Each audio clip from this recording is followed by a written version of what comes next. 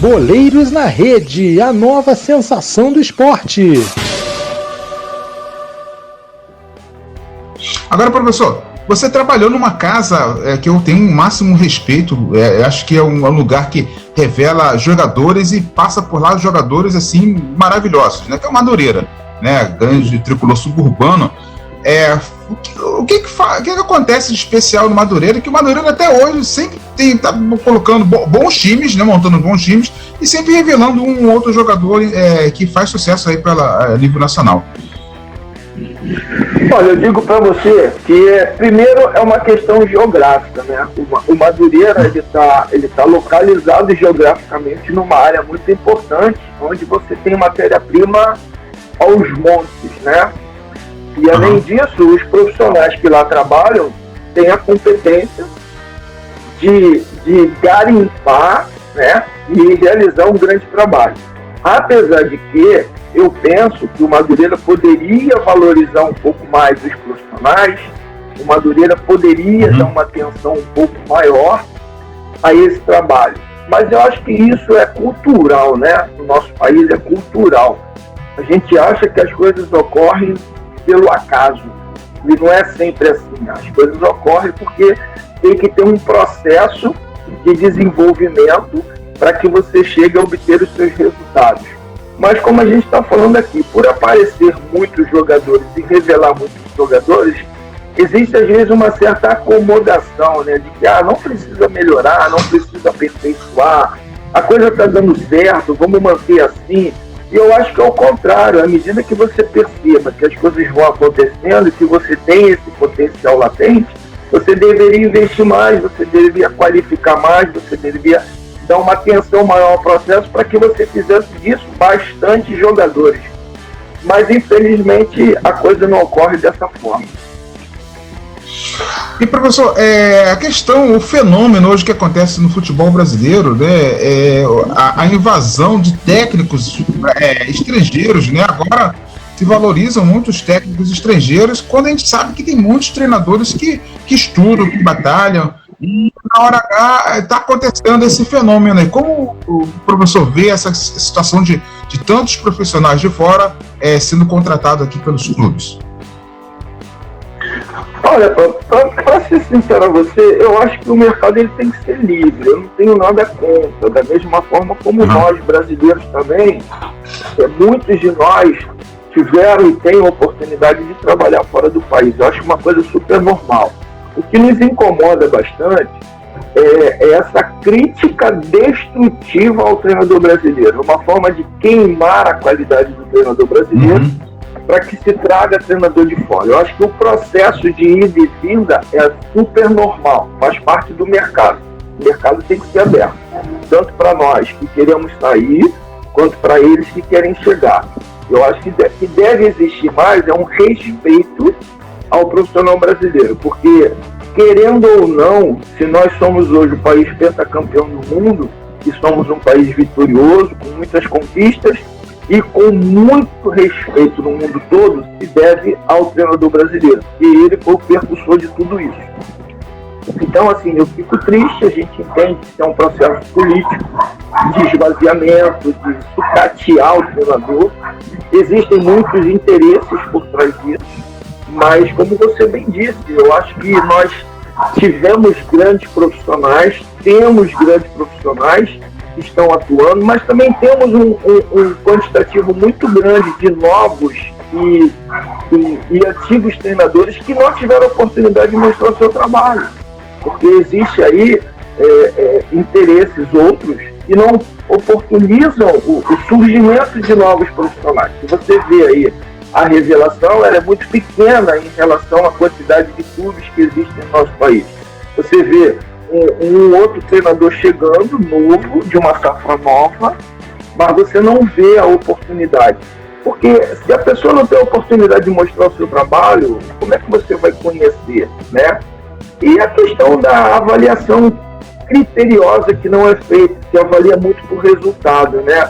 Nós somos um país apaixonado pelo futebol e a gente encontra o futebol como uma forma de extravasar as nossas frustrações. E não se entende que o futebol é um processo, é um trabalho, e nem sempre você vai vencer. E que você tem que realmente preconizar, você tem que avaliar o trabalho. Mas aí eu pergunto a você, qual jornalista que avalia o trabalho de um treinador? A gente avalia o resultado. A gente não avalia o dia a dia de trabalho, as dificuldades, o que o cara pensa, como ele trabalha, quais são realmente as ideias de jogo dele. Quer dizer, para que você avalie o trabalho de alguém, você tem que conhecer. Às vezes conhecer não é só ver jogo. Conhecer é ver o dia a dia de trabalho. Mas isso, infelizmente, não existe mais. Antigamente existia o que eles chamavam de jornalista setorial. Ele ficava a semana toda no clube, ele acompanhava o dia a dia de treino, ele conhecia tudo aquilo do treinador e ele poderia realmente afirmar e se posicionar. Hoje não tem mais, hoje o cara fala do estúdio. Ele pega a escalação por telefone. Quantas vezes fulano vai ligar para pegar alguma coisa, uma nota, tudo por telefone. Então o que eu falo para ele é verdade absoluta, né? Então eu acho que é muito por aí, eu acho que a gente precisa de uma reestruturação. Mas vejo como uma coisa normal, eu só não gosto muito dessa coisa de desfazer do treinador brasileiro como só os treinadores de fora fossem os melhores. Como o senhor acompanha e fala sobre a evolução do futebol, vou botar entre aspas, normalmente as equipes brasileiras jogavam muito no 4-3-3, depois evoluiu para o 4-4-2 e as suas nuances, né? Fala muito 4-3-2-1, fala muito no jogo apoiado, e tu vê alguns times meio que robotizados, perdeu-se aquela variação. O jogador perdeu um pouco daquela... Acho que ele não pode mais ser audacioso. Como o senhor vê essa padronização dos times, sobretudo dos brasileiros, na tal jogo apoiado? Bom, eu entendo assim, ó, eu não vejo evolução. Me perdoe, eu não vejo evolução. Essa evolução é entre aspas. Não, mas eu não estou falando só do seu comentário, não. Eu falo do que a gente ouve, né? A gente ouve muito que o futebol brasileiro evoluiu. Aí eu faço a seguinte pergunta para você. Ele evoluiu aonde? Dentro de campo, visualmente, ou ele evoluiu fora do campo com terminologias novas? Porque o que a gente percebe, e aí com todo o respeito que me cabe, eu estou dando a minha opinião. Sim. Eu vi uma involução. Eu vejo uma evolução, eu não vejo essa coisa. Por que eu te digo isso? Terminologias novas, temporização, terço do campo, perpendicular, diagonal, extrema de lado, falso 9. Aí eu falo para você, o que é o extremo de lado? É o ponta. O que é o falso 9? É o atacante. O que é temporização? É o que a gente falava quando sofria um contra-ataque, que nós estávamos em inferioridade numérica, nós falávamos diminui, ou seja, retardar esse contra-ataque para que a gente pudesse ter a recomposição de um colega e criássemos a igualdade numérica, né? Hoje isso não existe mais. Hoje é temporização. Então, se nós formos partir dessa premissa, ok, houve uma evolução nos vocabulários, nas terminologias. Agora, como você falou, então hoje mais usado 4-3-3. Esse 4-3-3 é novo? Ele foi descoberto agora? Ou ele já existia com 2 homens de lado, né? Então assim, a gente não vê muita evolução nesse aspecto. Eu vejo que o futebol hoje ele perdeu a essência porque o jogador ele deixou de ser o centro da atenção. O centro da atenção hoje passou a ser os treinadores. Eles querem ser muito mais do que deveriam ser. Eles são somente os condutores, o diretor do espetáculo. Mas cabe aos jogadores a função e o papel de serem realmente os grandes artistas do espetáculo. como você bem falou. Tiramos totalmente a autonomia, a liberdade e a criação. Hoje se faz tudo pautado dentro de um sistema tático, que eu não acho errado. Eu acho que você tem que existir uma padronização de jogo e tal, beleza. Mas que você também oportunize ao jogador a criatividade, a tomada de decisão. É uma palavra tão usada, a gente escuta tanto tomada de decisão, mas a gente não vê mais o jogador tomar decisão. A coisa ficou muito robotizada, muito burocrática. Carimbador, o cara carimba. Não, a bola tem que passar aqui porque eu tenho que carimbar. A bola tem que passar ali porque tem que carimbar. A bola não pode sair vertical, a bola tem que sair lateral. É uma demora muito grande. A falta de jogadores de qualidade no meio de campo. O número 10 sumiu, a gente não tem mais o cerebral, o grande pensador. Nós temos só o corredor, se corre muito com a bola e a bola não corre sozinha. Então, assim, é uma transformação que eu te disse há um pouco tempo atrás, que vem muito do trabalho de formação. A gente está colhendo hoje fruto de um descaso que nós tivemos com o futebol de base. Se a formação não está indo bem, o resultado vai ser equipes profissionais com pouca futebol evoluindo. E aí a gente não tem mais o jogador que decide. E nós éramos um país que o atacante era contratado porque ele fazia a criatividade, ele improvisava. Era 1 contra 1, como você bem falou. Era 2 contra 1. Então, assim, se fazia muito isso. Hoje, os caras não têm mais a autonomia para tomar decisão, para fazer as coisas ficaram robotizadas. E o futebol brasileiro tinha o forte dele justamente nisso aí, na criatividade. O povo brasileiro ele é muito criativo, né? A gente às vezes brinca muito que ele tinha que ser estudado pela NASA. E essa criatividade, essa malandragem no bom sentido, esse cara porra louca, que dá uma lambreta, que dá como foi o Vinícius Júnior, aquilo ali é o futebol, aquilo é o retrato do futebol brasileiro. Tomou uma iniciativa, criou uma situação. Mas onde é que você vê isso hoje no futebol brasileiro? Há quanto tempo nós não vemos isso? É mais ou menos isso aí, cara.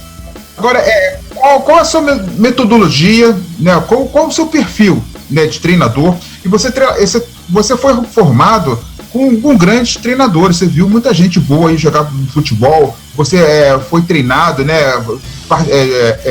Participou com muita gente boa, treinadores. Fala um pouquinho do seu perfil, da sua ideologia de jogo, né? Qual o papel do treinador hoje no seu ver? Bom, eu vejo que o papel do treinador hoje, na verdade, seria extrair o máximo. Para mim, essa é a grande meta de um treinador. É extrair o máximo do potencial dele. É realmente sugar tudo aquilo que o jogador tem para ser sugado, desenvolvendo na sua potencialidade.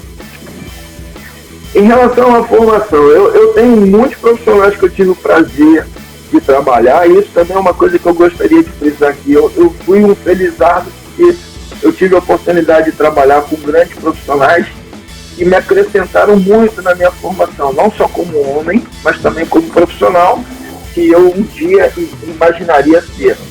Então, teve o Edil, falecido Edil, que foi o primeiro treinador. Tem um próprio irmão meu que foi treinador de futebol e a gente trabalhou um período junto. René Simões, Júlio César Leal, Joel Santana, Enio Farias. Então, assim, são profissionais que eu tive a oportunidade do momento e que eu vim sugando muitas coisas, né? E acabei sendo fã desse futebol ofensivo, criativo, desse futebol moleque, na concepção da palavra, em que a gente entra para se divertir. Nós não temos que ter preocupação com o que vai acontecer. O que vai acontecer é consequência do que a gente apresentar. Então, assim, hoje eu vejo as minhas equipes, elas jogam para frente, buscando o gol a todo momento, e gosto de uma equipe altamente técnica, qualificada. Volantes que saibam jogar, saibam realmente criar. Não gosto de volantes pegadores, marcadores, como a gente tem visto hoje. Então, como Copos, que marcam muito, dão muita pancada, mas não conseguem fazer uma transição ao sistema defensivo-ofensivo com velocidade, com qualidade. Atacantes que realmente partam para cima. Eu não sei se isso também se deve à minha experiência no futebol de base, porque quando eu estou trabalhando pela seleção, eu tinha a oportunidade de escolher jogadores, e a gente escolhe os melhores. E eu tive a oportunidade de trabalhar com os caras que hoje estão um sucesso no mundo todo. Então, você trabalha com o Neymar, com o Felipe Coutinho, com o Elton Man, com o Nicão, com o Kerlon, Foquinha. Pô, você vai vendo o potencial, a qualidade dos caras. E quando você não trabalha mais com eles e você vem trabalhar aqui profissional, você se espelha muito nisso. Quer dizer, você quer um time mais ou menos naquela ideia. Os caras pegavam a bola e eles verticalizavam, eles iam buscando gol. Hoje os caras pegam a bola e saem ladinho. Jogar ladinho, o Lúcio joga hoje, com 58 anos, eu também jogo. Pego aqui e toco ali do lado. Eu quero ver o cara partir pra dentro, o cara ir em busca do gol. Então, assim, o futebol que eu prezo, que as minhas equipes buscam, é esse futebol que retrata a cultura futebolística brasileira.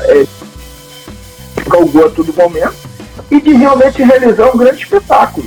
Agora, para que isso seja feito, você precisa de material humano, como eu te falei. Quando eu estava na base, eu tinha essa oportunidade de buscar os melhores e de fazer disso um grande time. Agora, hoje se torna difícil à medida que, às vezes, você vai trabalhar num clube que você não dispõe dessas peças para fazer aquilo que você gostaria que fosse feito. Boleiros na Rede.